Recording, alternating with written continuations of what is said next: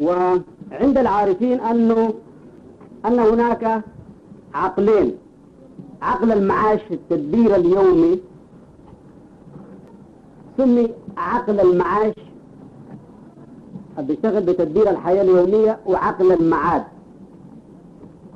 العقل اللي بيعرف الحقائق الوراء المادة، والعقل المشغول بالمادة. حتى عندهم أن العقل عقل المعاش ما هو عقل.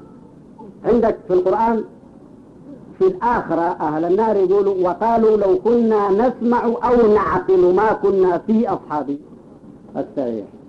وقالوا لو كنا نسمع أو نعقل ما كنا في أصحاب السعير. هنا العقل اللي قصدوه عقل المعاد، عقل المعرفة الإلهية. لكن عقل المعاش قد كانوا يعقلوا، قد كانوا يجودوا العقل في أمور دنياهم وأمور معاشهم. وهناك ربنا يقول عنهم: ولكن أكثر الناس لا يعلمون، يعلمون ظاهرا من الحياة الدنيا وهم عن الآخرة هم غافلون. فترى أنه يكتب لهم العلم وينفي عنهم العلم. ولكن أكثر الناس لا يعلمون، يعلمون ظاهرا من الحياة الدنيا وهم عن الآخرة هم غافلون. فالعقل ده عقل المعاش إذا كان آمن بالله ويتريض بالرياضة الإسلامية في العبادات يعرف ويبقى عقل معاد. والحقيقة أنه العقل ما يحرف عن جادة الطريق هو الهوى. الهوى يعني تمنيك الحاجات اللي انت عايزها. انت ماك عايز الحاجة اللي عايزها الله. البعيد الثالث والرابع من الناس طوالي باستمرار الحاجة اللي عايزها هي إرادته هو، مش عايز إرادة الله. ده العقل المنحرف. العبادة جات لنسير بإرادتنا مصاغبة ومسلمة وراء إرادة الله، ودي سيطرة العقول علينا.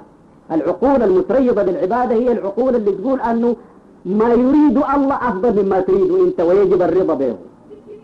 والحقيقة أنه العقول عند العارفين هي الرسل اللي جات لنا. يعني لما ربنا يقول: وما كنا معذبين حتى نبعث رسولا، قالوا الرسول الملك اللي بيجي للبشر ليحلهم، والرسول البشر اللي بيجي للأمة ليعلمها، والرسول العقل. دي كلها رسل على درجة مختلفة.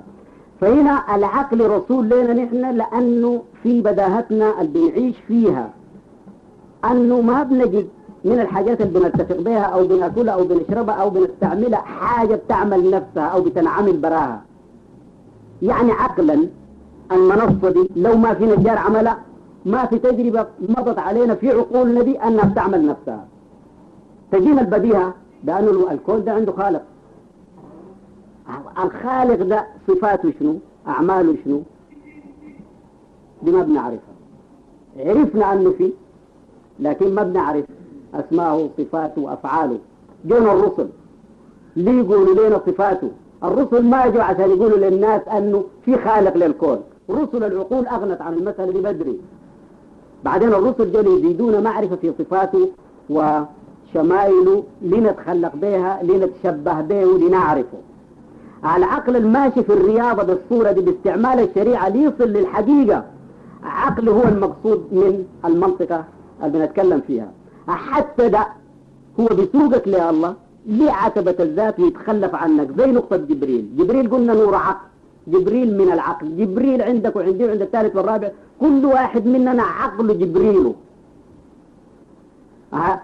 العقل ده اللي هو بيمثل جبريل وساق نبينا جاء عند سدرة المنتهى ووقف وقال أنه العقل زي الرسول المراسلة.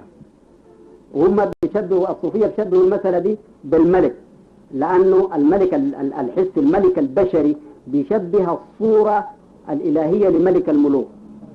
فقالوا إذا كان الملك رسل المراسلة ليك عشان ما تجي تقابله، مهمة المراسلة بتجي لغاية ما يجيبك عند الباب إن كنت ما بتعرف الملك وين، لكن ما بيدخل معاك ليحضر مجلسك مع الملك، بيجيف برا انت بتقابل الملك.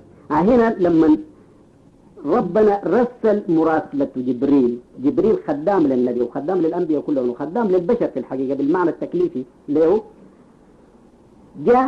وجاء عند الباب وقف، فدخل نبينا لحضرة ملك الملوك. قالوا العقل ده يسوقنا بالدلائل اللي قلناها هسه لغاية عتبة ذات الله يقف. ليه؟ لأن العقل لا يفهم إلا بالثنائية. العقل وسيلته للعالم الخارجي الحواس الثنائية، العينين والأذنين الأنفين، الصورة الثنائية في حواسنا. العقل ذاته ثنائي. هنا بيصير بك في مناطق معرفة الثنائية لله اللي هي معرفة إرادته، والإرادة دخل بها الخير والشر. لكن عندما تجي عند معرفة ذات الله العقل يبقى حجاب. والصوفية يقولوا أن هناك حجب الأنوار وحجب الظلمات. حجب الأنوار وحجب الظلمات. حجب الظلمات هي مسألة الشهوات الحيوانية، حجب الأنوار هي حجب العقل. ونبينا قال إنه ليغان على قلبي حتى أستغفر الله في اليوم والليلة 70 مرة. يغان يعني يجي حالة من القبض، يجي حجاب. لكن قال إنه غان أنوار لا غان وأغيار. حجب أنوار لا حجب ظلمات. حجب الأنوار في العقل هي أنه بيحاول أن يحدد الله. بعدين تجينا التنزيه سبحان ربك رب العزة عما يصفون. كل ما العقل حاول أن يدرك الله على صورة الله غير دي. جاءت العبارة اللي خرجت من هنا كل ما خطر ببالك الله بخلاف ذلك. حتى ربنا يقول سبحان ربك رب العزة عما يصفون وسلام على المرسلين، يعني أحسن من وصف ربنا المرسلون. ثم ربنا يتنزع عنده والحمد لله رب العالمين. سبحان ربك رب العزة عما يصفون وسلام على المرسلين والحمد لله رب العالمين. انتهى أن لا يكون في أي تحديد ووقفت العقول. هنا السالكين لله بيعرفوا كيف يعرفوا بترويض العقول لأن تنتفي عنها الأغراض، أن تكون خالصة، أن يكون التفكير علمي، ما عنده تمني، ما عنده هوى يحرفه. بعدين امشوا بيه لقدام لغاية ما تجي لحظة من لحظات التوقف الفكري. واللحظات دي تحصل الفينة بعد الفينة لكنها خارج الزمن. أصل أنت ما دام بتفكر أنت داخل الزمن. لكن لما يكون في لحظة توقف فكري، إذا استطعت أن تتصور الشكل دي أن بدقة فكرك توقف فكرك، ترفع حجاب الفكر، أنت ترى الله في ذاته ما تشبه ذات ولا عندها ثنائية. ويقول لك أنه معرفة الله معرفة حق ومعرفة حقيقة. معرفة الحق في منطقة العقول لأنه الحق ضد الباطل، معرفة الحقيقة بعد العقول لأنه الحقيقة لا ضد لها. ودي معرفة قلوب، يرى الله بعين القلب ولا يرى بعين العقل في المنطقة دي. هذه منطقة الوحدة. عندما يرفع حجاب العقل للصورة دي يبقى الإنسان كأنه قلب كله يرى الله فيه، لأنه الله مبعد مننا، الله ما في السماء. جاءت العبارات بالمعراج بالصورة دي الله ما في الكعبة، لكنها لأننا نحن في حيز المحدود والمحسوس بنصير بالصور دي. لكن عندما تكون عندك الجمعية وعندما يرفع منك حجاب الفكر، عندما لا تحدد الله ترى بلا كيفية وترى بكليتك. نبينا جاءت عبارة بالصورة دي ليلة عرج بي قال انتسخ بصري في بصيرتي، ما أصبح عندي فكر قلب، ما عقل قلب، بقى كل قلب فرأى الله، بقى واحد رأى الواحد وخرج عن الزمان والمكان في الصفة بتاعت إذ يغشى السدرة ما يغشى. قال ما زاغ البصر وما طغى. يمكنك أن تتصور أنه لما نجيب في اللحظة الحاضرة يمكنك أن تقسم اللحظة الحاضرة دي. نحن عندنا مثلا بنقيس الزمن إلى دقيقة وإلى ثانية، لكن ممكنك أن تقول ثالثة ورابعة وخامسة، ويمكنك أن تقسم السادسة إلى بليون جزء من السادسة. يمكنك أن تتصور تخرج عن الحيز العملي وتتصور أن الزمن يتقسم إلى دقة لما يخرج من أن يكون زمن.